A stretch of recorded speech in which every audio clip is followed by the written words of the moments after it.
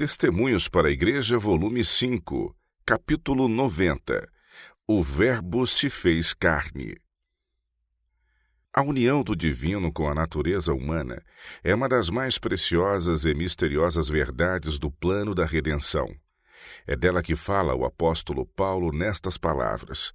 Sem dúvida nenhuma, grande é o mistério da piedade. Deus se manifestou em carne. 1 Timóteo capítulo 3, verso 16. Essa verdade tem sido para muitos causa de dúvida e incredulidade.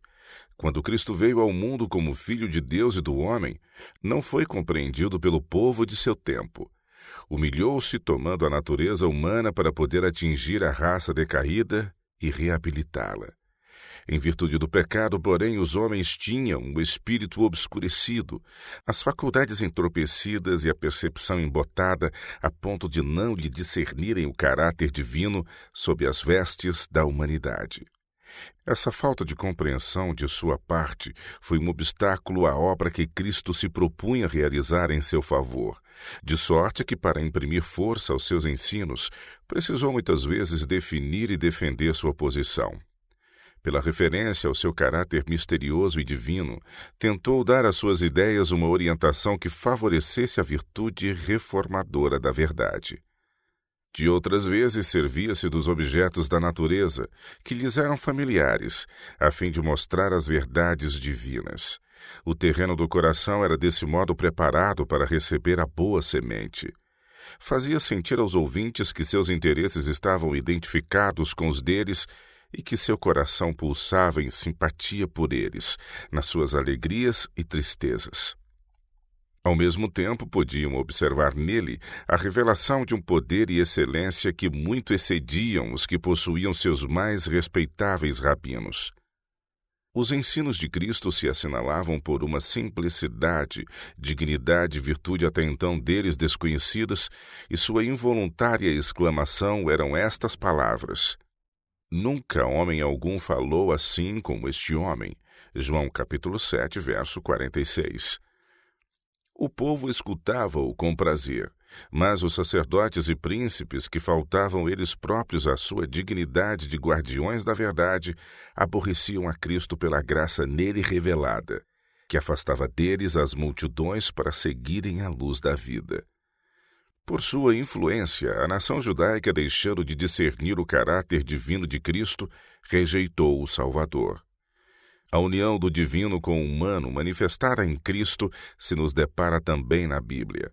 As verdades nela reveladas são inspiradas por Deus, contudo são expressas por palavras de homens e adaptadas às necessidades humanas.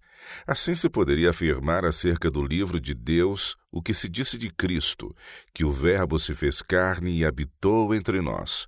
João capítulo 1, verso 14. E esse fato, longe de constituir um argumento contra a Bíblia, deve fortalecer a nossa fé nela com a palavra de Deus. Os que se pronunciam sobre a inspiração das Escrituras Sagradas, aceitando algumas partes como divinas, enquanto rejeitam outras como de origem humana, perdem de vista o fato de que Cristo, o divino, participou da natureza humana a fim de poder atingir a humanidade. Na obra de Deus para a redenção do homem, a divindade e a humanidade se identificaram.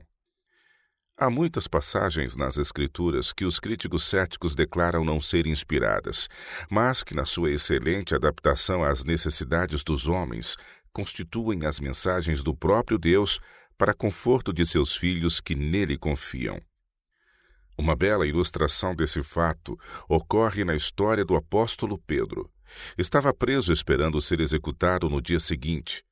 Aquela noite dormia entre 2 soldados ligado com 2 cadeias, e os guardas diante da porta guardavam a prisão. E eis que sobreveio o anjo do Senhor, e resplandeceu uma luz na prisão, e tocando a Pedro no lado, o despertou, dizendo: Levanta-te depressa! E caíram-lhe das mãos as cadeias. Atos dos Apóstolos, capítulo 12, versos 6 e 7. Pedro, subitamente despertado, extasiou-se com a claridade que inundava o cárcere e a beleza celestial do mensageiro divino. Não compreendeu a cena, mas sabia que estava livre e, em seu assombro e júbilo, se teria retirado da prisão, sem ter o cuidado de agasalhar-se do frio ar da noite. O anjo de Deus, notando todas as circunstâncias, disse-lhe com terna solicitude pelas necessidades do apóstolo: cinge-te e ata as tuas sandálias. Atos dos Apóstolos, capítulo 12, verso 8. Pedro obedeceu mecanicamente, mas tão embevecido estava diante da revelação daquela glória celestial que não pensou em tomar a capa. Ordenou-lhe então o anjo: lança às costas a tua capa e segue-me. E saindo o seguia, e não sabia que era real o que estava sendo feito pelo anjo, mas cuidava que via alguma visão. E quando passaram a primeira e segunda guarda, chegaram à porta de ferro que dá para a cidade, a qual se lhes abriu por si mesma. E tendo saído, percorreram uma rua, e logo o anjo se apartou dele. Atos dos Apóstolos, capítulo 12, versos de 8 a 10. Achou-se, pois, o apóstolo só nas ruas de Jerusalém. E Pedro, tornando a si, disse: agora sei verdadeiramente. Não eram, pois, um sonho ou uma visão, e sim um acontecimento real, que o Senhor enviou o seu anjo e me livrou da mão de Herodes e de tudo o que o povo dos judeus esperava. Atos dos Apóstolos, capítulo 12, verso 11.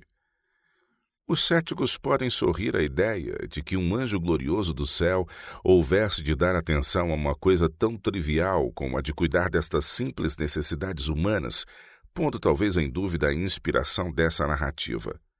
Mas, na sabedoria divina, essas coisas foram relatadas na história sagrada não para benefício dos anjos, mas em atenção aos homens, para que, quando postos em situações difíceis, encontrassem conforto na ideia de que o céu a todos conhece. Jesus declarou que nem mesmo um passarinho cai ao solo sem ser notado pelo Pai Celestial, e que se Deus tem presentes as necessidades de todas essas pequenas aves, muito mais cuidará dos que se fizerem súditos de seu reino, e que pela fé nele se constituírem herdeiros da vida eterna. Oh, se o espírito humano pudesse ao menos compreender, na medida em que o plano da redenção pode ser apreendido por mentes finitas, a obra de Jesus em tomar a natureza humana e o que se propõe realizar por nós com esta sua maravilhosa condescendência, o coração dos homens se comoveria de gratidão pelo grande amor de Deus e humildemente adorariam a divina sabedoria que delineou o mistério da graça.